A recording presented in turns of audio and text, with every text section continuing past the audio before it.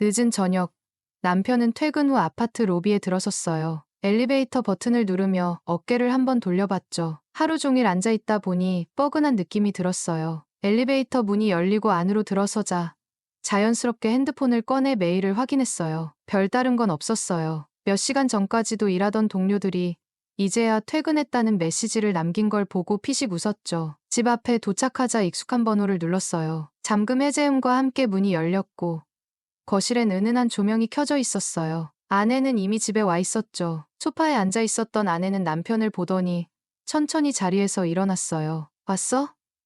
나 먼저 씻고 올게. 남편은 대답 대신 가볍게 고개를 끄덕이며 넥타이를 풀었어요. 아내는 욕실로 들어갔고 곧 샤워기에서 물소리가 들렸어요. 남편은 식탁 위에 놓인 물병을 집어들어 한 모금 마셨어요. 목이 살짝 마른 것 같았죠. 거실 소파에 앉아 넥타이를 벗어두고 노트북을 열었어요. 메일을 확인하다가 무심코 휴대폰을 들었죠. 그때 문득 얼마 전 설치한 CCTV가 떠올랐어요. 평소엔 별로 신경 쓰지 않지만 가끔 한 번씩 체크해보곤 했어요. 특별한 일은 없겠지만 그냥 습관처럼 확인해 보려던 거였죠. 남편은 CCTV 애플리케이션을 열어 집 현관 앞 영상을 돌려봤어요. 그런데 뭔가 이상했어요. 아내가 집에 들어오는 순간 문 밖에 누군가 서 있었죠. 순간 손이 멈췄어요. 남편은 화면을 다시 돌려봤어요. 현관문이 열리는 순간 바깥 복도 불빛에 남자의 실루엣이 희미하게 비쳤어요. 아내가 문을 열고 들어올 때 그 남자는 그 자리에 그대로 서 있었어요. 그리고 문이 닫힌 후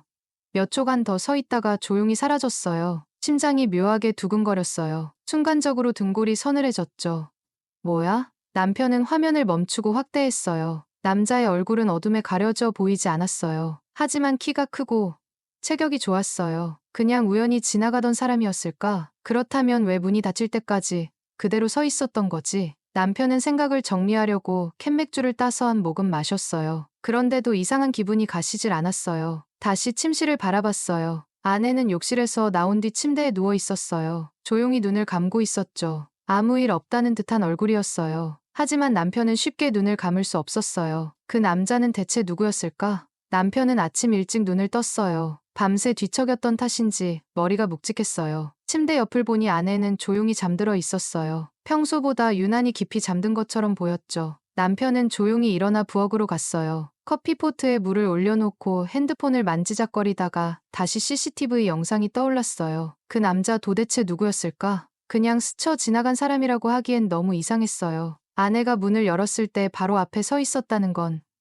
그 사람이 일부러 기다리고 있었다는 뜻이니까요. 그런데도 아내는 아무렇지 않게 집에 들어왔어요. 그렇다면 정말 몰랐던 걸까? 잠시 뒤 방에서 아내가 나왔어요. 헝클어진 머리를 정리하며 하품을 하더니 조용히 식탁에 앉았어요. 남편은 커피를 내려 아내 앞에 놓아줬어요. 어제 집 들어올 때 이상한 거 못 봤어? 아내는 커피를 한 모금 마시고 남편을 올려다봤어요. 응. 무슨 말이야? 남편은 아내의 표정을 살폈어요. 자연스러웠죠.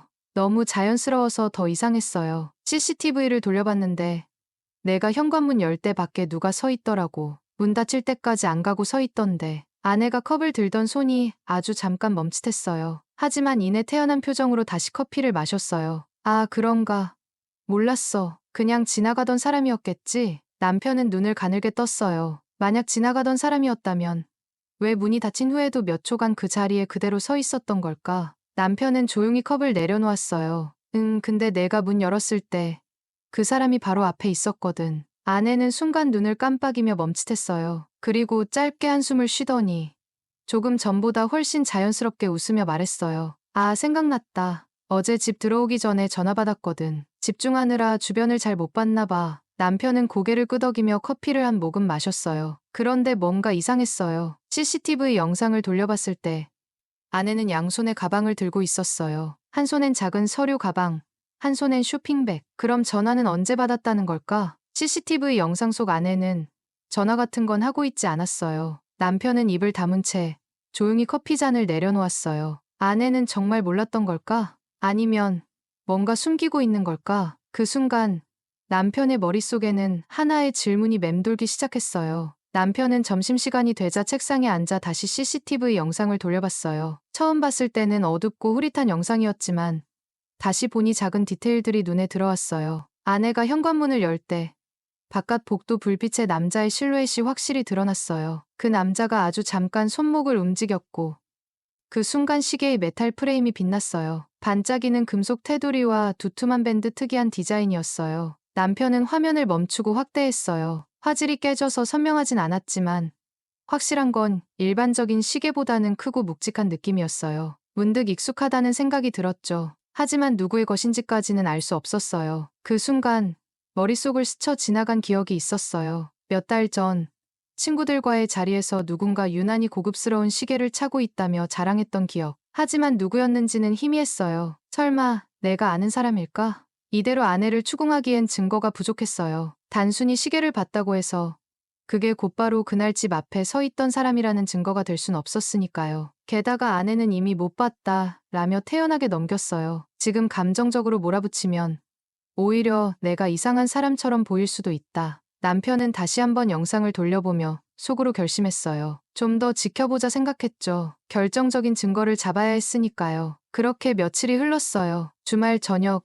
부부 동반 모임이 있던 날이었어요. 오랜만에 친한 친구들과 모여 맛있는 음식을 먹으며 가볍게 술을 기울였어요. 아내는 평소처럼 밝게 웃으며 대화를 나누고 있었고 남편도 겉으로 보기엔 별일 없는 듯 사람들과 어울렸어요. 하지만 머릿속에는 며칠 전 CCTV 영상 속 그 남자의 모습이 지워지지 않았어요. 모임이 한창 분위기를 타고 있을 무렵 옆자리에 앉아있던 친구가 무심코 소매를 걷었어요. 술을 따르려던 그 순간 남편의 눈이 본능적으로 손목으로 향했어요. CCTV 속에서 봤던 바로 그 시계, 금속 프레임이 두툼한 독특한 디자인. 몇 달 전 친구가 해외에서 어렵게 구했다고 자랑했던 모델. 남편의 손끝이 살짝 떨렸어요. 확신이 들었어요. 이 사람이 그날 집 앞에 서 있었던 남자라는 걸. 그런데 가장 소름 돋았던 건 그 친구의 태도였어요. 아무 일 없다는 듯 웃으며 대화를 나누고 자연스럽게 술을 따르며 분위기를 맞추고 있었어요. 남편을 향해서도 아무렇지 않게 농담을 던졌어요. 그 자연스러움이 더 섬뜩했어요. 설마 이게 처음이 아니었던 걸까? 그동안 아내와 이 친구가 따로 만난 적이 있었을까? 아니면 이날만큼은 내가 집에 없다는 걸 알고 일부러 온 걸까? 머릿속이 복잡해졌어요. 지금 당장 말해야 할까? 그 자리에서 너 우리 집 앞에 왜 있었어? 라고 물어야 할까? 하지만 그렇게 하면 그는 당황하며 거짓말을 하거나 오히려 반대로 나를 이상하게 몰고 갈 수도 있다. 지금 중요한 건 확실한 증거를 잡는 것. 아내와 친구, 둘 중 하나는 분명 뭔가 숨기고 있었어요. 남편은 조용히 술잔을 들었어요. 그리고 가볍게 웃으며 말했어요. 오랜만이다. 잘 지내지? 겉으로는 여유로운 척했지만 속은 타들어가고 있었어요. 남편은 밤새 침대에 누워 천장을 바라봤어요. 눈을 감아도 며칠 전 부부 동반 모임에서 봤던 장면이 계속 떠올랐어요. 그 시계, 그 남자의 손목에 있던 그날 CCTV에 찍힌 것과 똑같은 시계. 그 순간부터 모든 것이 어색해 보이기 시작했어요. 아내의 사소한 행동 하나하나가 신경 쓰였어요. 그러나 지금 당장 아내를 추궁한다고 해도 그녀가 인정할 리 없었어요. 명확한 증거가 필요했어요. 남편은 이를 악물며 스스로 다짐했어요. 이번엔 확실한 증거를 잡는다. 남편은 조용히 노트북을 열고 집 안에 카메라를 설치할 방법을 찾기 시작했어요. 요즘 나오는 소형 무선 카메라는 크기가 작아 쉽게 들키지 않았어요. 특히 스마트폰과 연동하면 어디서든 실시간으로 영상을 확인할 수 있었죠. 그리고 이틀 뒤 남편은 2박 3일 지방 출장을 가는 척하기로 결심했어요. 그동안 아내와 그 남자가 어떻게 행동하는지 직접 확인하기 위해서였죠. 카메라는 거실 선반과 침실 화장대 구석에 배치했어요. 침실에 설치한 카메라는 침대가 정면으로 보이는 각도에 뒀어요. 이제 모든 준비는 끝났어요. 이제 남은 건 그들이 스스로 본색을 드러내는 것뿐이었어요. 출장 당일 아침 남편은 캐리어를 들고 집을 나서며 아내에게 말했어요. 지방에서 미팅이 길어질 것 같아서 이틀 정도 더 있다 올 거야. 아내는 별다른 반응 없이 고개를 끄덕였어요. 그래 조심히 다녀와. 그 말투엔 어떤 아쉬움도 관심도 없었어요. 남편은 그 순간만큼은 스스로도 믿고 싶지 않은 생각이 들었어요. 혹시 그녀는 내가 없기를 바랐던 걸까? 남편은 차를 타고 아파트 단지를 빠져나온 후 휴대폰으로 CCTV 영상을 켰어요. 이제부터 그녀가 어떻게 행동하는지 실시간으로 감시할 수 있었어요. 첫째 날, 아내는 퇴근 후 집에 돌아와 평소처럼 저녁을 먹었어요. TV를 보다가 침실로 들어갔고 별다른 이상한 행동은 없었어요. 남편은 조용히 그녀의 행동을 지켜봤어요. 혹시라도 누군가에게 전화를 하거나 메시지를 보내는 순간이 포착될까 싶었죠. 하지만 아내는 너무 평범하게 행동했어요. 그리고 다음 날이 되었습니다. 아내는 퇴근 후 집에 들어와 평소처럼 가방을 내려놓았어요. 그리고 곧바로 욕실로 향했어요. 남편은 숨을 죽이고 지켜보았죠. 그녀가 씻고 난 후의 모습이 이 상황에서 어떤 의미를 가지는지 알고 있었기 때문이었어요. 몇 분 뒤 욕실 문이 열렸어요. 아내가 머리를 말리며 거실로 걸어 나왔어요. 그녀는 얇고 실키한 슬립 원피스를 걸치고 있었어요. 허리까지 내려오는 젖은 머리카락에서 물방울이 뚝뚝 떨어졌어요. 얇은 원단이 몸에 달라붙어 곡선이 그대로 드러나 보였어요. 매끈한 어깨, 깊게 파인 네크라인 아래로 자연스럽게 이어지는 볼륨감, 그리고 슬립 아래로 드러나는 가늘고 긴 다리. 남편은 숨을 삼켰어요. 이 모습은 분명 자신이 집에 있을 때와는 달랐어요. 그녀는 누군가를 기다리고 있었죠. 남편이 가만히 화면을 바라보던 그 순간 현관 초인종이 울렸어요. 남편은 본능적으로 화면을 확대했어요. 아내는 욕실에서 나온 직후라 아직 머리카락이 축축한 채였어요. 그럼에도 불구하고 그녀는 서두르지 않았어요. 마치 이미 알고 있었던 사람을 맞이하는 것처럼. 문이 열리자 그 안으로 들어온 사람은 남편이 가장 의심했던 바로 그 친구였어요. 남편은 주먹을 꽉 쥐었어요. 이 자식이 진짜? 그 친구는 자연스럽게 신발을 벗으며 웃었어요. 그리고 아내와 눈이 마주치자 둘은 말 없이 서로를 껴안았어요. 그 장면을 본 순간 남편은 속에서 치밀어 오르는 울분을 참아야 했어요. 설마 여기서 멈추겠지. 하지만 그런 기대는 몇 초 만에 깨졌어요. 아내는 친구의 손을 이끌고 침실로 향했어요. 그들은 말 한마디 없이 서로의 몸을 탐하기 시작했어요. 셔츠가 풀어헤쳐지고 아내의 얇은 슬립이 어깨를 타고 흘러내렸어요. 친구는 그녀를 침대 위로 밀어 눕히고 거칠게 입술에 키스를 하더군요. 그녀는 한 번도 남편 앞에서 보인 적 없는 표정을 짓고 있었어요. 뜨겁게, 그리고 간절하게 그 친구를 원하고 있었어요. 남편은 화면을 껐어요. 화면을 더 이상 볼 수 없었죠. 하지만 이미 모든 장면이 녹화되어 있었어요. 이 개자식들이. 남편은 핸들을 꽉 쥐었어요. 손끝이 하얗게 변할 정도로 힘이 들어가더군요. 가슴이 미친 듯이 요동쳤어요. 차 안에서 남편은 아내와 친구가 침대 위에서 몸을 섞는 장면을 마지막으로 확인했어요. 더 이상 볼 수도 없었고 보고 싶지도 않았어요. 그런데도 눈앞에 선명하게 떠오르더군요. 지금 당장 가서 저놈들을 박살내야지. 남편은 핸드폰을 던지듯 내려놓고 차를 돌려 아파트로 향했어요. 거리의 불빛이 눈에 들어오지도 않았어요. 숨을 들이마셔도 가슴이 막혀오는 기분이었어요. 이러고 있을 때가 아니지. 내 집 안에서 내 아내가 내 친구랑. 생각할수록 속이 뒤틀리고 머릿속이 하얘졌어요. 분노와 배신감이 온몸을 휘감으며 터질 것 같았어요. 차는 미친 듯이 속도를 올리며 아파트 단지로 향했어요. 신호. 그런 건 이미 중요하지 않았어요. 아파트 주차장에 도착한 남편은 차를 세우기도 전에 문을 열고 뛰쳐나갔어요. 엘리베이터를 기다릴 여유도 없었어요. 계단을 2칸씩 건너뛰며 위층으로 달려갔어요. 숨이 턱끝까지 차올랐지만 멈출 수 없었어요. 현관 앞에서 남편은 잠깐 숨을 골랐어요. 귀를 기울이자 안에서 희미한 소리가 들렸어요. 여자의 신음소리, 남자의 거친 숨소리. 이 안에서 내 아내가. 친구와 남편의 두 눈이 핏발섰어요. 더 이상 참을 수 없었어요. 현관문을 미친 듯이 두드렸습니다. 문 열어. 손이 덜덜 떨릴 정도로 문을 쳤어요. 안에서는 갑작스러운 소란의 움직임이 멈추는 듯했어요. 그 소리에 안에서는 서둘러 무언가를 정리하는 소리가 들렸어요. 남편은 더 이상 기다릴 수 없었습니다. 비밀번호를 누르고 문이 열리는 순간 남편은 강하게 문을 밀어젖혔어요. 남편이 거실로 들어서자 바닥엔 널브러진 옷가지들이 흩어져 있었어요. 소파 위엔 여자의 속옷 한 장이 덩그러니 놓여 있더군요. 그리고 안방문이 반쯤 열린 틈 사이로 서둘러 침대에서 내려오는 두 사람의 모습이 보였어요. 미쳤어? 남편의 목소리는 낮고 서늘했어요. 그러나 분노가 가득 담긴 그 말 한마디에 방 안의 공기가 얼어붙었어요. 침대 위 아내는 이불을 급히 몸에 둘러싸고 놀란 얼굴로 남편을 바라봤어요. 여보, 이게 그러니까. 그녀의 얼굴엔 당황과 공포가 뒤섞여 있었어요. 하지만 남편은 그녀의 그 표정조차 역겨웠어요. 그리고 침대 반대편에서 급히 바지를 주워 입고 있는 남자가 있었어요. 남편의 가장 친한 친구, 그 개자식이 아내의 침대 옆에 서 있었어요. 설명해봐. 이게 다 무슨 상황인지. 남편의 목소리가 낮아졌어요. 하지만 분노가 온몸을 짓누르고 있었어요. 친구는 황급히 바지를 끌어올리며 변명을 늘어놨죠. 아니야. 이건 그냥 실수야. 이게 실수라고?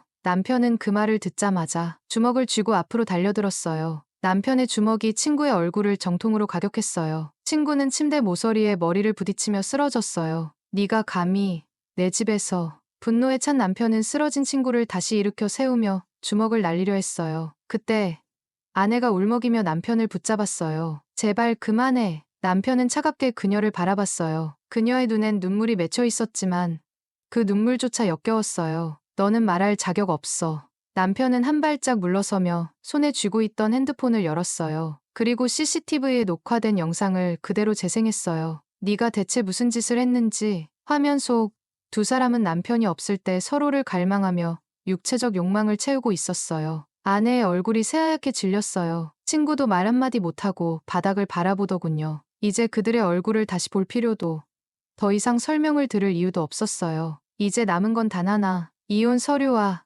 그들이 저지른 일의 대가를 치르게 하는 것뿐이었죠.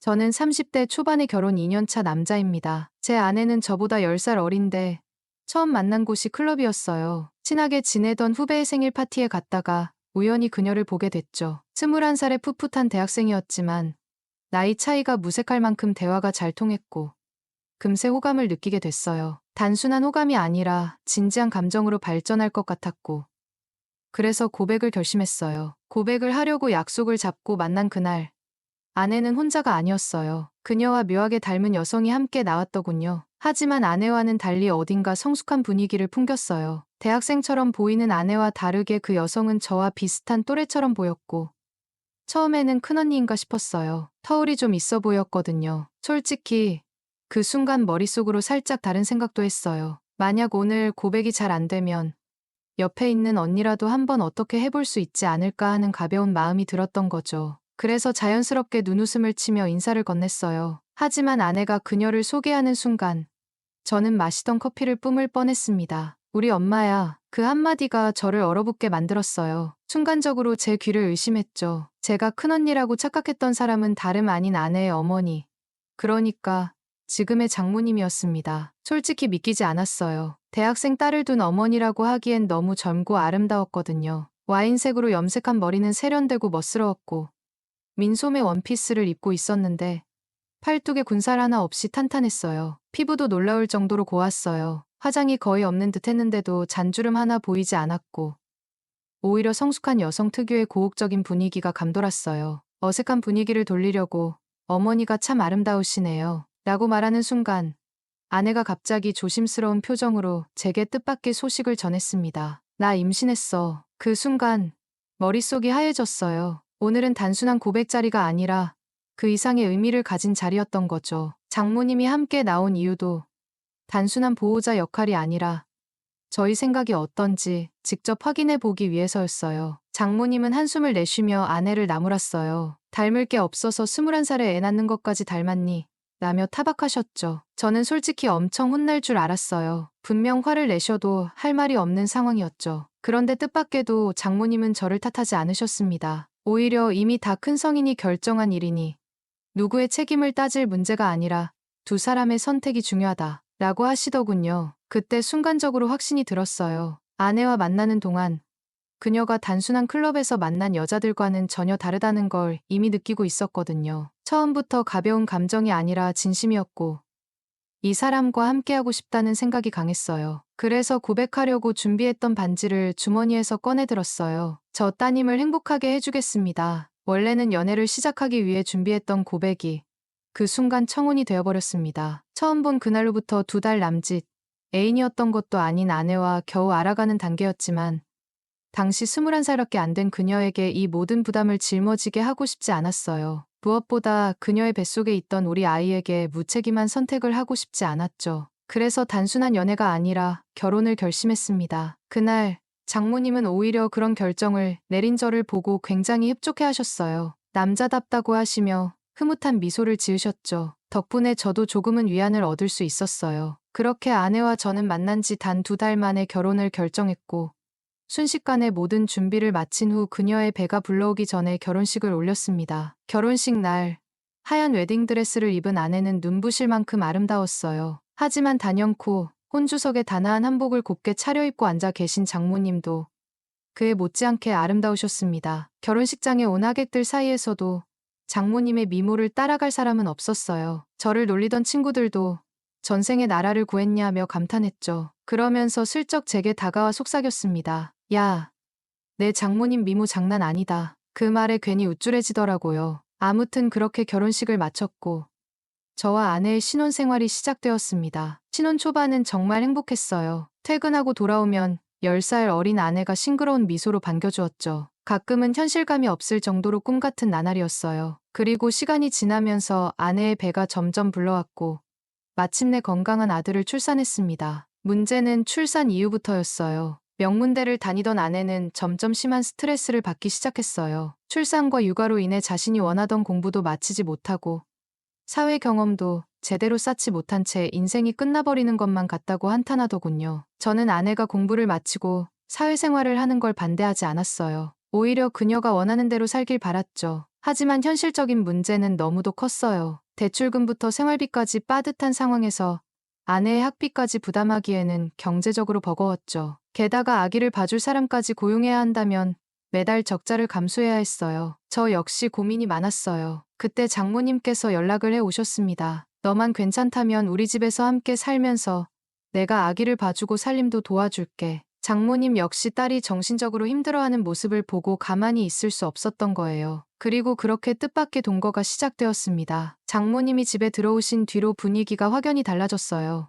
육아부터 집안일까지 완벽하게 챙겨주셨죠. 덕분에 아내도 더 단단히 마음을 먹은 듯했어요. 낮에는 학교에 가서 수업을 듣고 밤에는 독서실에서 부족한 공부를 보충한 뒤 집으로 돌아오는 생활을 반복했습니다. 그렇게 시간이 흐르면서 어느 순간부터 아내와 저는 같은 침대를 공유하는 것뿐인 관계가 되어갔어요. 서로 마주 보는 시간보다 각자의 삶을 살아가는 시간이 더 많아졌죠. 대신 저는 장모님과 점점 가까워지고 있었습니다. 아내가 공부에만 몰두하는 모습을 이해해주는 저를 보며 장모님은 늘 고마워하셨어요. 하지만 사실 제 마음 한편에는 늘 미안함이 자리하고 있었어요. 결국 아내가 이런 상황에 처한 것은 저희의 불찰 때문이라고 생각했거든요. 그리고 그런 우리를 아무런 대가 없이 도와주시는 장모님께 그저 감사할 뿐이었죠. 장모님, 정말 감사합니다. 아무런 대가도 없이 이렇게 도와주시다니. 그러자 장모님은 살짝 의미심장한 미소를 지으며 말했습니다. 대가가 없긴 왜 없어?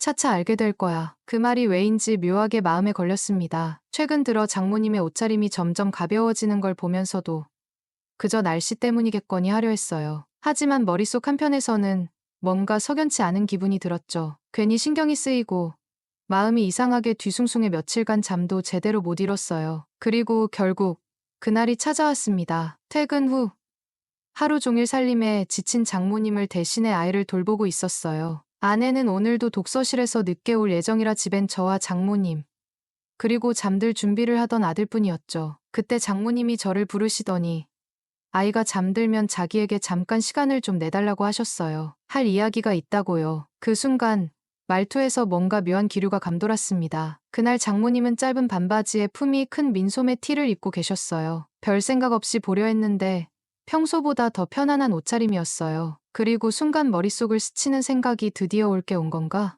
그렇게 아들은 금세 잠들었고 저는 조심스럽게 장모님의 방문 앞에 섰어요. 심장이 쿵쿵 뛰었죠. 한 번 깊이 숨을 들이쉰 후 문을 두드리고 들어갔습니다. 그런데 방 안의 장면은 예상과는 전혀 달랐어요. 장모님은 여전히 편한 복장 그대로 침대 옆에 기대어 누워 계셨습니다. 심지어 옷도 갈아입지 않으신 상태였어요. 그런 모습을 본 순간 오히려 더 긴장이 되더군요. 이쪽에 와서 앉아봐. 침대에 기대어 앉은 채 장모님이 저를 손짓하며 부르셨어요. 저는 떨리는 걸 들키지 않으려 조심스레 다가가 앉았죠. 그리고 그때 장모님께서 대뜸 이런 말씀을 하셨어요. 자네, 나한테 숨기는 거 없나? 그 말을 듣는 순간 심장이 철렁 내려앉았습니다. 저는 앞으로 벌어질 일을 상상도 하지 못한 채 순간 당황해서 말을 더듬었어요. 무슨 말씀이세요? 그러자 장모님은 묘한 미소를 지으시며 천천히 하얀 봉투 하나를 제 앞에 꺼내 놓았습니다. 저는 그걸 본 순간 그대로 얼어붙고 말았어요. 그건 다름 아닌 제가 몰래 빼돌려 숨겨둔 비상금 봉투였어요. 입이 떡 벌어졌어요. 대체 어떻게 찾아낸 거지? 장모님은 피식 웃으며 말했습니다. 남자들은 참 창의성이 없다니까. 한 세대가 지나도 돈 숨기는 곳이 똑같더라. 그리고는 혀를 차시며 묻더군요. 이 돈 어디서 난 거야? 저는 더 이상 변명할 수 없었어요. 솔직하게 털어놓을 수밖에 없었죠. 그러자 장모님은 여전히 의심스러운 눈으로 저를 바라보시더니 다시 물었습니다. 이게 다야? 순간 머뭇거리다가 그렇다고 대답했습니다. 하지만 그 말을 듣자마자 장모님은 벌떡 일어나더니 곧장 화장실로 향했어요. 잠깐만요. 장모님. 그쪽엔 제가 말릴 새도 없이 장모님은 변기 뒤쪽에 숨겨둔 두 번째 비상금 뭉치를 찾아내셨습니다. 손에 쥐고 저를 빤히 바라보시는데 저는 고개를 푹 숙일 수밖에 없었어요. 남자란 돈이 생기면 꼭 딴 생각을 하기 마련이지. 장모님은 그렇게 말씀하시며 애써 모은 제 비상금을 모조리 압수하겠다고 선언하셨습니다. 저는 아무 말도 못하고 그냥 가만히 있었어요. 잔소리는 계속 이어졌지만 어느 순간 제 시선은 다른 곳으로 향하고 있었습니다. 새하얀 장모님의 발등.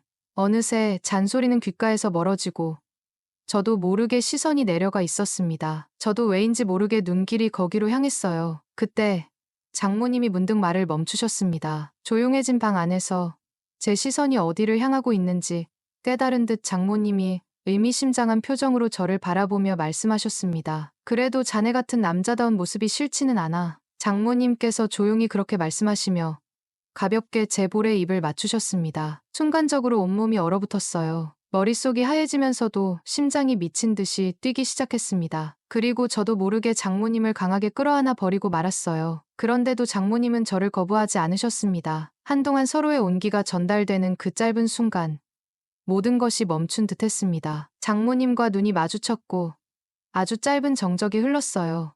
저도 모르게 얼굴을 천천히 그녀에게 가까이 움직이고 있었습니다. 그 순간 장모님이 살짝 저를 밀어내셨습니다. 딸아이가 올 시간이 다 됐어. 라고 말했지만 저는 더 이상 다른 얘기가 들리지 않았습니다. 그녀가 거부할 수 없도록 허리를 꽉 감싸 안으며 입술에 키스를 하기 시작했죠. 그녀도 더는 안 되겠는지 저희 품에 안기더라고요. 그녀의 피부는 새하얀 것이 아내와 비교해도 전혀 꿀리지 않는 매끈하고 보드라운 느낌이었습니다. 그녀의 곡선을 따라 자극을 주었고 그때마다 움찔움찔하는 모습을 보고 더는 참을 수가 없었죠. 저희 소중이는 하늘 위까지 화가 난 상태로 그녀에게 다가갔고 촉촉하게 준비된 그녀가 부드럽게 받아주었습니다. 다양하게 바꿔가며 그녀를 만족시켜 주었죠. 아내와 잠자리를 못하고 굶주린 상태여서 그런지 소중이는 주체할 수 없이 그녀를 괴롭혔습니다. 한참을 격렬하게 움직여주니 그녀에게서 반응이 나오기 시작했고 도저히 참을 수가 없었는지 울부짖는 듯한 탄성을 쏟아내더라고요. 그 소리에 저도 결국 폭발하고 말았죠. 아내와 오랫동안 못해서 그런지 양이 엄청나게 많이 나오더라고요. 그녀에게서 한참 흘러나왔습니다. 그녀는 저에게 일어나 보라고 하면서 입으로 마무리를 해주는데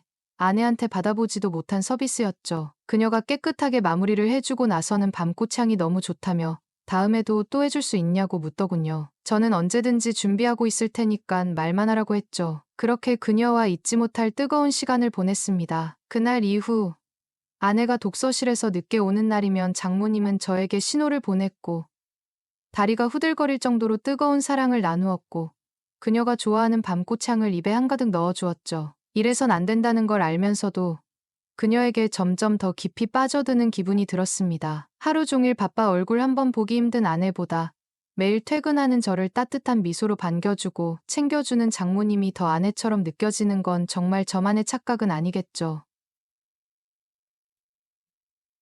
안녕하세요. 제 이야기를 좀 들려드릴게요. 제가 군대에 있는 동안 부모님이 집을 이사하셨거든요. 경기도 외곽에 있는 신도시도 아니고 신도시 근처에 있는 조금 오래된 아파트로요. 세대수도 많지 않아서 조용한 건 참 좋았는데 저한테는 딱히 좋을 게 없더라고요. 서울까지 가는 직행 버스가 있긴 했어요. 하지만 놀러 다니기엔 정말 불편해서 말로 다 표현하기 힘들 정도였죠. 서울에서 친구들이랑 한참 놀고 있을 때면 집에 돌아갈 생각을 해야 하니까 10시쯤에는 슬슬 나가야 하는 거예요. 술 한잔 더 하자고 예쁜 친구들이 말할 때면 더 있고 싶긴 한데 택시 타고 집에 가려니 할증 붙어서 5만 원 넘게 나오니까 망설여졌어요. 그렇다고 날이 밝을 때까지 기다렸다가 첫 차 타고 가자니 피곤하고 귀찮고 이런 고민을 항상 했죠. 다행히 서울에 혼자 사는 여자라도 만나면 그날은 밤새도록 놀고 그 집에서 하루 묵을 수 있었는데 제가 뭐 홈런 타자도 아니고 매번 그런 기회가 있는 것도 아니잖아요. 타율이 그렇게 좋을 리가 없었죠. 아무튼 여러모로 불편함을 참으며 지내고 있었어요. 그렇게 작년 봄이었는데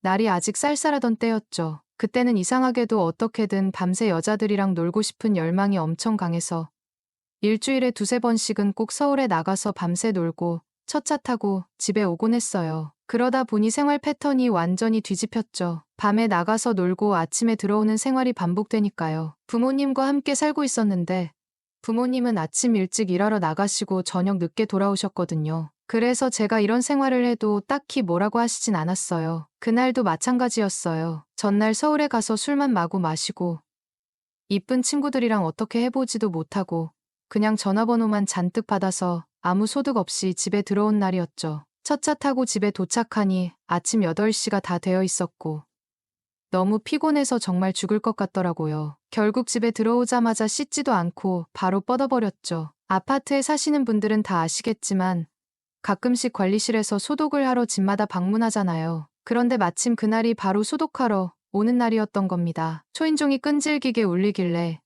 몇 시간 자지도 못한 채 억지로 일어나야 했어요. 잠에 깊이 빠져 있다가 중간에 깨면 진짜 기분이 엄청 안 좋잖아요.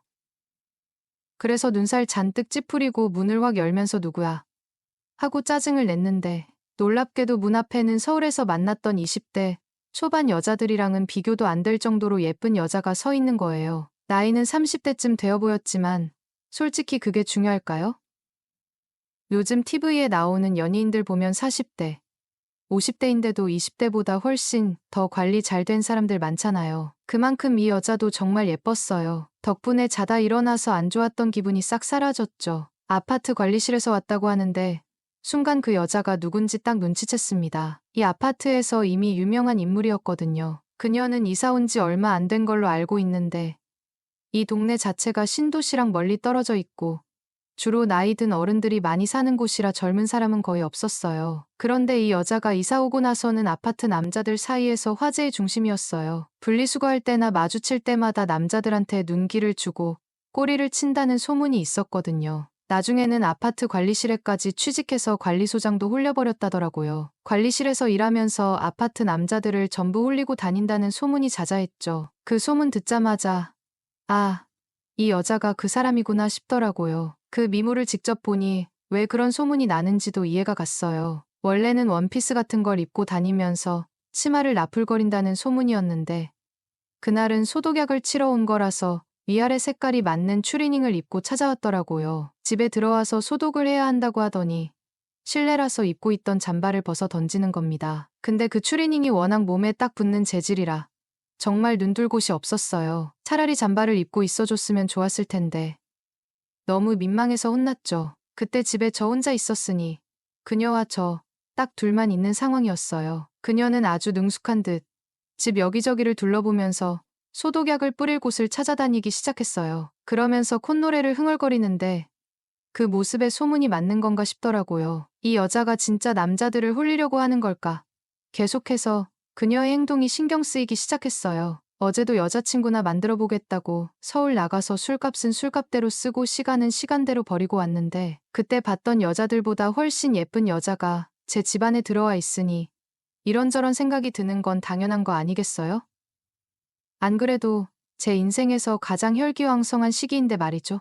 그녀가 바닥 구석에 소독약을 치러 가더니 바닥에 거의 달라붙듯이 엎드려서는 엉덩이를 위로 쓱 올리는 겁니다. 그 자세가 아무래도 저를 의식한 게 아닌가 싶은 생각이 들더라고요. 일부러 저를 홀리려고 저러는 게 아닐까 싶었죠. 그녀는 여기저기 약을 뿌리며 일에 열중했지만 부모님이 돌아오시려면 아직도 한참 시간이 남아 있었기에 제 머릿속에서는 이미 여러 가지 상상과 시나리오가 펼쳐지고 있었습니다. 그런데 막상 그녀는 전혀 저를 신경 쓰지 않는 듯 보였어요. 저는 마치 없는 사람처럼 취급받는 기분이 들었죠. 이게 아닌데 싶더군요. 분명 이 아파트에서 유일하게 젊은 남자는 저 하나였는데 그녀가 정말 소문처럼 남자들을 유혹하려고 마음먹었으면 1순위는 당연히 저여야 하는 거 아닌가 싶었거든요. 그런데 전혀 저를 거들떠보지도 않으니 그때부터는 가만히 있을 수가 없었어요. 곧 그녀가 약 뿌리고 나면 금방 집을 떠날 텐데 그 짧은 시간 안에 어떻게든 그녀와의 인연을 이어갈 방법을 찾아야겠다는 생각이 들었죠. 그러던 순간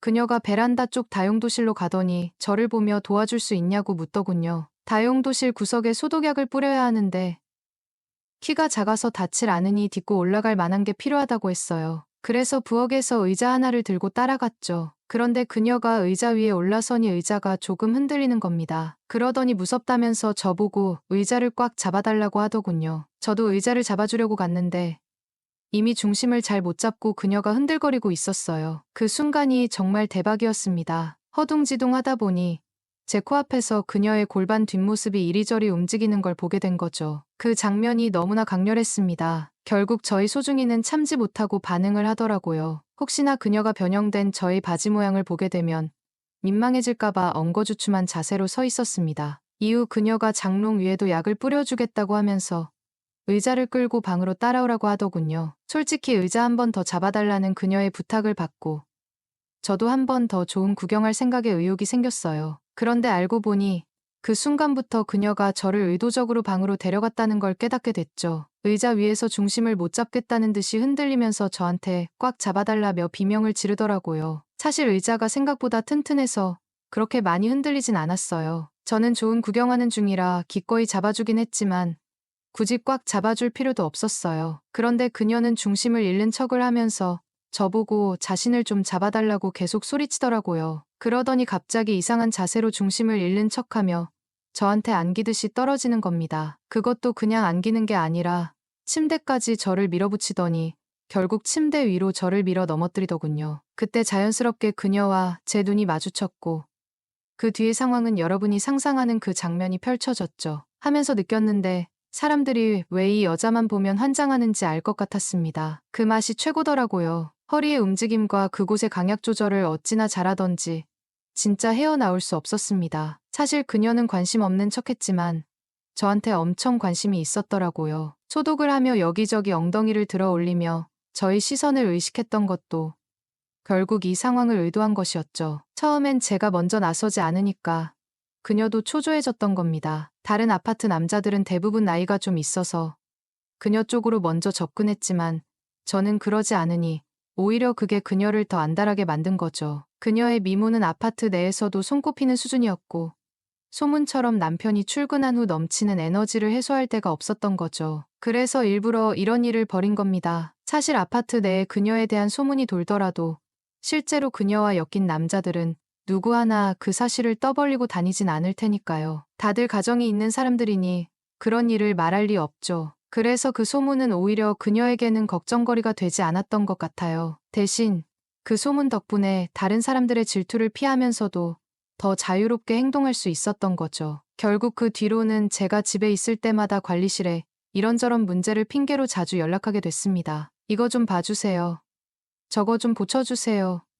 하고 연락을 하면 어김없이 그녀가 와서는 길게는 1시간, 짧게는 30분 동안 번갯불에 콩 구워 먹듯이 뜨거운 시간을 가지곤 했습니다. 그때부터 저도 서울에 나가서 여자들 만나려고 애쓰는 걸 그만두게 되었어요. 그 여자와의 관계가 무려 반년 넘게 지속되었거든요. 그런데 그녀가 제 곁을 떠난 이유는 정말 허무한 것이었어요. 사실 그녀가 저 말고도 아파트 다른 남자들과 비슷한 시간을 보내고 있다는 걸 알면서도 저는 딱히 연애 감정은 없었거든요. 어차피 밖에서 따로 데이트를 할 수도 없는 상황이었고 저도 그냥 가볍게 즐기는 마음이었으니까요. 하지만 문제는 저 말고 다른 남자였어요. 그 중 한 명이 그녀와 진짜 연애를 하고 싶어 했나 봅니다. 그녀의 행동들은 소문으로만 돌다가 실체가 없어 보였는데 그 남자가 이혼을 하고 그녀와 새 인생을 살겠다고 떠들기 시작하면서 모든 게 드러나게 된 거예요. 그 일이 터지자 그녀는 더 이상 아파트에서 살기 힘들어졌는지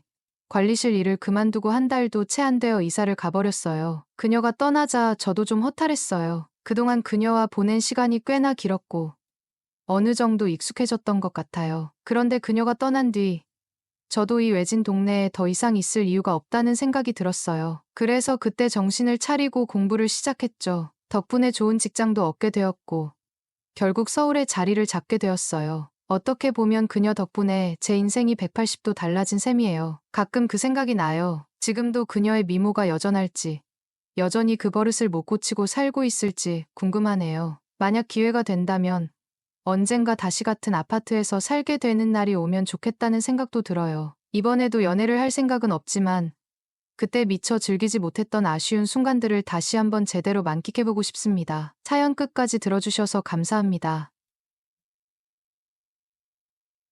안녕하세요. 저는 결혼 2년 차, 현재 32살 된 남자입니다. 그런데 최근 정말 돌이킬 수 없는 실수를 저지른 것 같아 마음이 무겁습니다. 특히 지금 상황은 정말로 믿기 어려울 정도로 복잡한데 갑작스럽게 처형과 함께 살게 된 상황이 된 겁니다. 이게 어떻게 이런 일이 벌어졌는지 스스로도 이해가 잘 안 되네요. TV에서 보던 막장 드라마가 따로 없다는 말이 딱 맞는 상황입니다. 저와 아내는 결혼 전 2년 동안 연애를 했고 그러다 자연스럽게 결혼까지 이어지게 됐어요. 아내와는 사이가 나쁜 것도 아니고 오히려 서로 잘 맞는다고 생각했는데도 이런 일이 벌어질 줄은 꿈에도 몰랐습니다. 아내는 첫 만남부터 너무 인상적이었어요. 모델처럼 큰 키의 연예인 못지않은 외모를 가지고 있었죠. 사실 아내는 승무원을 준비하고 있었던 적도 있어서 그런지 외모가 정말 돋보였어요. 그래서 처음에는 아내의 그런 예쁜 외모에 오히려 위축되기도 했습니다. 아내는 남자들에게도 인기가 정말 많았습니다. 제가 아내의 SNS를 보면 정말 화려한 일상들이 가득했어요. 고급 호텔, 풀빌라, 외제차에서 찍은 사진들은 수없이 많았습니다. 솔직히 저는 처음엔 그런 사진들을 보고 아내가 엄청난 부잣집 딸일 거라고 생각했어요. 하지만 막상 아내의 집을 방문했을 때 저희 집과 형편이 크게 다르지 않은 걸 보고 의외였죠. 그럼에도 아내는 남에게 과시하거나 오만하지 않았고 제 부모님께도 예의 바르게 행동하며 진심으로 잘 대해주었습니다. 저희 어머니는 사실 좀 엄격한 편인데요. 처음에는 아내를 마음에 들어 하지 않으셨어요. 외모는 칭찬했지만 직장이 없다는 이유로 은근히 무시하시는 발언도 하셨습니다. 어머니는 늘 제게 사자 들어가는 전문직 여성을 며느리로 보고 싶다고 하셨거든요. 그때 저는 결혼이 깨질까봐 속으로 얼마나 긴장했는지 몰라요. 하지만 아내는 그런 어머니의 말에도 태연했고 대수롭지 않게 받아들이며 잘 넘기더라고요. 시간이 지나면서 어머니도 아내의 성격을 인정하게 되셨고 요즘은 저보다 아내를 더 챙기시는 모습까지 보여주십니다. 결혼 후 아내와 저는 정말 행복하게 지냈습니다. 아내는 늘 저를 배려해주고 힘든 일이 있어도 저를 탓하거나 짜증내지 않는 성격 좋은 사람입니다. 결혼 생활에 큰 문제가 생길 거라고는 단 한 번도 생각해 본 적이 없어요. 그런데 지금 상황이 너무 갑작스럽게 벌어진 데다가 제가 정말 어리석은 행동을 해서 이렇게 고민에 빠진 것 같습니다. 아내에게는 2살 터울의 누나, 즉 제 처형이 있었습니다. 처형은 결혼하지 않았고 혼자 독립해 서울 외곽에 전셋방을 얻어 거기서 살며 회사에 다니던 사람이었죠. 사실 저와 처형은 친밀한 관계는 아니었어요. 명절에 친정에 내려갈 때 아내의 부탁으로 차를 같이 타고 가는 정도였고 평소에는 거의 교류가 없었습니다. 친정에서도 처형은 방에 틀어박혀 있곤 했어요. 문을 잠그고 나오지 않는 일이 많아서 얼굴도 못 보고 집으로 돌아오는 날도 적지 않았죠. 저와 아내는 결혼하면서 서울 근교에 30평형 아파트를 마련했습니다. 신혼부부로서는 꽤 넉넉한 공간이었는데요. 아내가 좁은 집을 싫어해서 조금 멀리 나가더라도 평수가 큰 집을 선택했죠. 그런데 최근 몇 년 사이에 부동산 값이 급등했잖아요. 저희 집값도 많이 올랐지만 처음부터 서울에 집을 샀다면 더 큰 이익을 봤을 거라는 아쉬움이 조금 남더라고요. 그래도 아내가 원했던 대로 넓은 집에서 편히 지내고 있으니 크게 불만은 없었습니다. 문제는 처형이 살던 집에서 시작됐어요. 처형이 살던 전셋집 주인이 전세금을 크게 올리면서 처형이 곤란한 상황에 처했죠. 전세금이 적은 돈은 아니었지만 요즘처럼 집값이 오른 상황에서는 그 돈으로는 새 집을 구하기가 어려웠습니다. 차라리 월세를 선택하면 되지 않나 싶었지만 처형은 월세를 돈 버리는 것처럼 여겨서 꺼려했어요. 결국 집을 구하지 못한 처형은 한동안 저희 집에서 지내게 됐습니다. 아내는 당연히 언니를 그냥 둘 수 없었어요. 마침 저희 집이 넓고 손님방으로 마련한 방이 있었기 때문에 처형이 머무는데 큰 문제는 없었습니다. 처형의 짐도 캐리어 2개 정도로 많지 않아서 공간적으로는 여유가 있었죠. 하지만 저는 처형과 함께 사는 것을 반대했습니다. 이유는 간단했어요. 처형과 저는 결혼 전부터 관계가 어색했거든요. 특히 아내와 결혼을 준비하던 시절 저희 어머니가 아내에게 심하게 말했던 일을 처형이 알게 되면서 상황이 악화됐어요. 그 일로 처형은 저와 제 가족에게 앙심을 품은 듯 보였고 심지어 아내와의 결혼을 반대하고 나섰습니다. 아내는 그 일을 대수롭지 않게 넘기려고 했지만 처형은 문제를 키우며 결혼 자체를 무산시킬 뻔한 적도 있었죠. 그 사건 이후로 처형과의 관계는 어색함을 넘어서 불편함이 되었고 그래서 함께 사는 건 불가능하다고 생각했습니다. 그래서 처형과 저는 지금도 서로 대면대면한 사이로 남아 있습니다. 처형이 화가 난 이유를 이해하지 못하는 건 아니지만 저 역시 결혼이 엎어질 뻔했던 사건 때문에 마음에 앙금이 남아 있었습니다. 무엇보다 신혼이라 아직 서로에게 애정이 넘치고 평화로운 가정을 꾸려가는 중인데 언제 떠날지도 모르는 손님 같은 사람이 우리 집에 머무는 게 내키지 않았습니다. 게다가 그 손님이 저와 사이도 안 좋은 처형이라면 더욱 그렇지요. 물론 아내의 입장도 이해했습니다. 아내는 언니의 어려운 상황을 보면서 모른 척할 수 없다는 태도였어요. 언니가 직장도 있는데 고향으로 돌아가라고 할 수는 없잖아라고 하는데 제가 그냥 어디든 구해서 들어가면 되지 않느냐고 대답했더니 아내는 여자 혼자 사는 집을 아무데나 구할 수는 없는 거잖아라고 맞받아쳤습니다. 그 말을 듣고 나니 제가 너무 냉정하고 나쁜 사람처럼 느껴지더군요. 그래서 결국 조건을 붙이기로 했습니다. 아무리 길어도 처형이 우리 집에서 머무는 건 한 달을 넘기지 않는다는 조건이었어요. 처형과 함께 살게 되면서 처음에는 굉장히 서먹했습니다. 애초에 저를 마음에 들어 하지 않았던 처형이니 대화는 거의 단절되어 있었죠. 퇴근 시간이 서로 달라 저녁에는 어쩌다 보니 마주치지 않고 지나갈 때도 많았습니다. 하지만 아침 식사만큼은 피할 수가 없었어요. 아내는 아침 식사를 거르지 않는 게 철칙이었고 처형 역시 그 규칙을 피해갈 수 없었습니다. 아침 식탁에서는 셋이 함께 밥을 먹긴 했지만 대화는 거의 없었습니다. 아내는 이런 상황을 보면서 마음이 불편했는지 이번 기회에 서로 좀 가까워지고 쌓인 감정도 풀었으면 좋겠다며 저와 처형에게 똑같이 부탁했어요. 처형은 여전히 고자세로 일관했지만 저는 아내의 부탁을 무시할 수 없어 억지로라도 말을 건넸습니다. 회사 생활은 어떤지, 집은 잘 알아보고 있는지 물어보면 처형은 단답형으로만 대답했습니다. 잘 지내요. 잘 알아보고 있어요. 이렇게 짧게 끝나니 대화를 이어가기가 힘들더군요. 결국 대화는 항상 짧게 끝나버렸습니다. 저는 그래도 나름대로 노력했다고 생각했는데 처형이 워낙 부침성이 없으니 문제는 그녀에게 있다고 느꼈습니다. 속으로는 저렇게 성격이 모난데다 부침성도 없으니 아직 시집을 못 간 거지라며 나쁜 생각까지 하게 됐습니다. 사실 처형이 외모적으로 크게 모자란 사람은 아니었어요. 아내와 비교하면 조금 떨어지는 것처럼 보였지만 그건 제가 처형이 제대로 꾸민 모습을 본 적이 없어서였습니다. 그러던 어느 날 주말, 저는 거실에서 TV를 보고 있었는데 처형이 외출 준비를 했는지 방에서 한껏 차려입고 나온 겁니다. 순간 눈을 뗄 수 없었어요. 평소와는 전혀 다른 모습으로 화려하게 꾸민 처형은 제 예상과는 완전히 다른 사람이었습니다. 그 순간 저는 잠시 말을 잃고 그녀를 바라보게 됐죠. 처형은 아내와 키가 비슷하게 크고 피부가 건강미 넘치는 까무잡잡한 편이었어요. 게다가 팔다리가 길고 곱게 뻗어 있어 몸매도 훌륭했죠. 그런데 그날 처형이 방에서 한껏 꾸미고 나오던 순간 저는 마치 외국인 모델이 눈앞에 나타난 줄 알았습니다. 평소에는 편안한 차림의 수수한 모습만 보다가 그렇게 화장을 하고 세련된 옷차림으로 나온 처형을 보니 정말 깜짝 놀랐어요. 그 정도로 아름다웠습니다. 심지어 화장까지 깔끔하게 한 모습을 보니 아내의 미모조차 처형과 비교가 되지 않는다고 느꼈습니다. 저도 모르게 TV를 보던 시선이 처형에게 고정되었고 한참 동안 그녀만을 바라보게 되더군요. 평소에는 성격이 고약하다고만 생각했던 처형이 이렇게 숨겨진 매력을 가지고 있었다니 놀랍기도 하고 혼란스럽기도 했습니다. 그러면서 저 정도로 예쁘면 거만한 것도 이해가 간다는 생각마저 들었어요. 그 정도로 눈길을 사로잡는 사람이니까요. 그 순간 저도 모르게 엄청 예쁘게 하고 어딜 나가세요?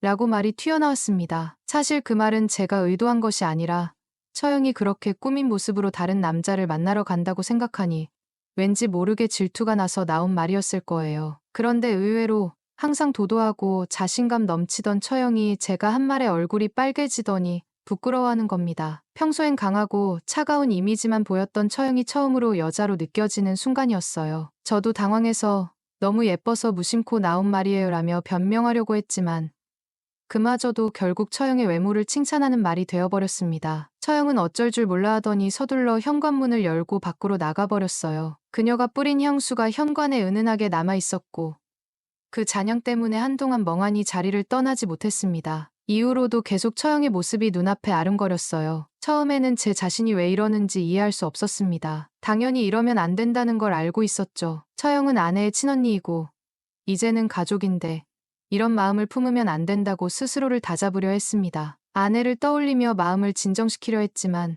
오히려 아내와 처형이 닮으면서도 다른 모습이 겹쳐져 혼란이 더 커졌습니다. 결국엔 아내를 떠올리려는 노력조차 처형의 모습을 떠올리는 일이 되어버리더군요. 예전에 읽은 책 한 구절이 떠올랐습니다. 남자는 평소에 이성으로 생각하지 않던 사람에게서 갑작스럽게 이성적인 매력을 느끼게 되면 그 감정이 더 강해질 수밖에 없다는 내용이었죠. 당시에는 뜬구름 잡는 소리 같았는데 지금의 제 상황이 정확히 그 말과 같았습니다. 결국 저는 제 의지와 상관없이 처형을 가족이 아닌 이성으로 보기 시작했습니다. 제 자신이 미쳤다고 느껴졌습니다. 아니, 분명히 미쳤던 거죠. 처형과 함께 사는 동안 처음에는 안 된다는 생각으로 마음을 다잡으려 했지만 점점 그녀와 함께하는 시간이 늘어나면서 마치 총각 시절로 돌아간 듯한 설레는 기분에 취하기 시작했습니다. 그때부터 저도 모르게 집에서의 모습에 신경을 쓰기 시작했어요. 편한 옷을 입는 척하면서도 살짝 꾸민 듯한 옷차림을 하고 밥을 먹을 때는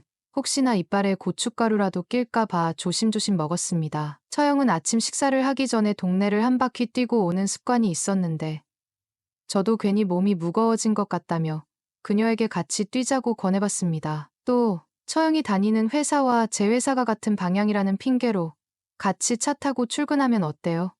라고 묻기도 했어요. 물론 매번 보기 좋게 거절당했지만 저는 굴하지 않고 계속해서 처형에게 다가가려고 노력했습니다. 다행히 아내는 이런 제 모습을 그저 처형과 친해지기 위한 노력으로 보며 의심 없이 흐뭇해했어요. 처형이 우리 집에 머물기로 한 한 달이 지나갔지만 그녀는 여전히 집을 구하지 못했습니다. 아내는 제 눈치를 살피며 처형이 더 머물러도 괜찮을지 물어보려고 했고 저는 속으로는 그녀와 더 같이 지낼 수 있다는 생각에 은근히 기뻤습니다. 그래서 처형이 떠나고 싶을 때까지 언제든지 머물러도 괜찮다고 대답해줬습니다. 아내는 기뻐했고 처형 역시 그때 저를 다르게 보기 시작한 것 같았습니다. 그녀도 제게 잘 보여서 손해볼 건 없다고 생각했는지 아니면 저에 대한 마음이 조금 누그러진 건지 저에게 조금 더 다정하게 대하기 시작했습니다. 그때부터 저희 관계는 눈에 띄게 좋아졌습니다. 끈질기게 아침 조깅을 같이 하자고 제안했다가 거절당하던 날들이 지나고 어느 날 처형이 먼저 다가와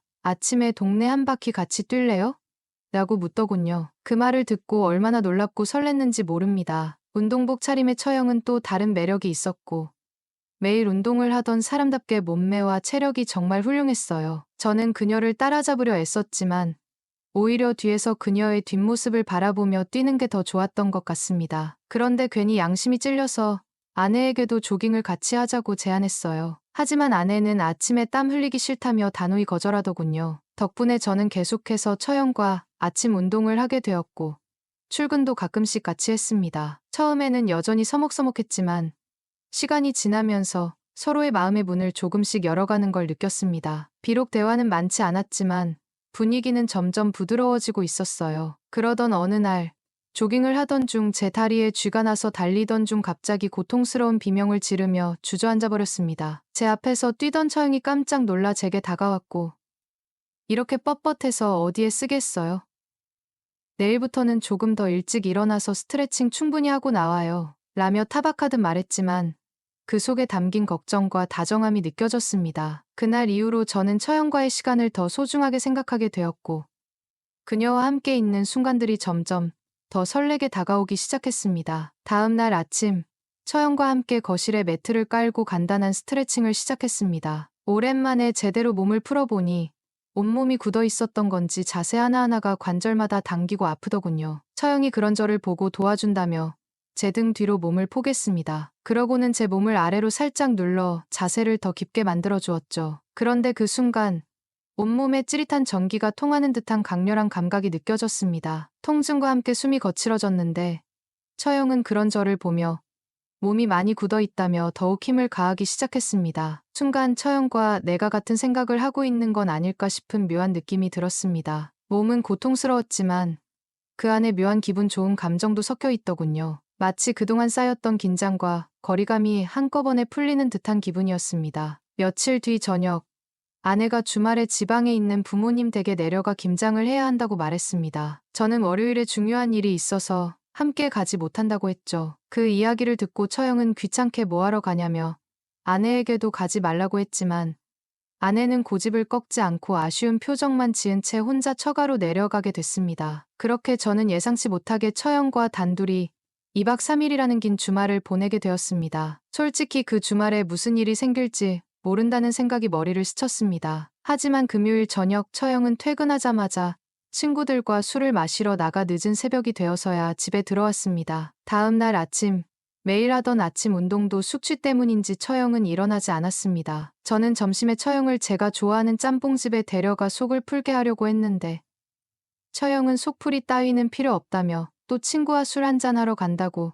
집을 나가버렸습니다. 혼자 덩그러니 집에 남아있자니 제가 혼자서 너무 오버했던 건 아닌가 싶더군요. 아침마다 처형과 운동을 다니며 나름 가까워졌다고 생각했는데 정작 단둘이 보내는 시간이 주어지니 그녀는 전혀 저와 시간을 보내고 싶어 하지 않는 것처럼 보였습니다. 김이 팍 새버린 기분에 저는 그냥 낮잠을 자기로 했습니다. 얼마나 푹 잤는지 눈을 떠보니 시계가 12시를 가리키고 있었습니다. 저녁 12시가 다 되어가는 늦은 밤이었죠. 처형은 여전히 집에 돌아오지 않았고 모처럼 아내도 없고 혼자 보내는 휴일인데 이렇게 끝내기엔 아쉬웠습니다. 그래서 편의점에 가서 술 몇 병을 사와 혼술이라도 하기로 했습니다. 술상을 차리고 텔레비전도 아무거나 틀어놓은 채 혼자 술을 마시기 시작했습니다. 술자리가 혼자뿐이라 그런지 안주 하나 집어먹고 한 모금씩 술을 마실 때마다 취기가 금방 올라오는 것 같았습니다. 텅 빈 집 안에 조용히 울리는 TV 소리와 잔을 채우는 제 손의 움직임만이 느껴졌습니다. 생각보다 외로운 밤이었지만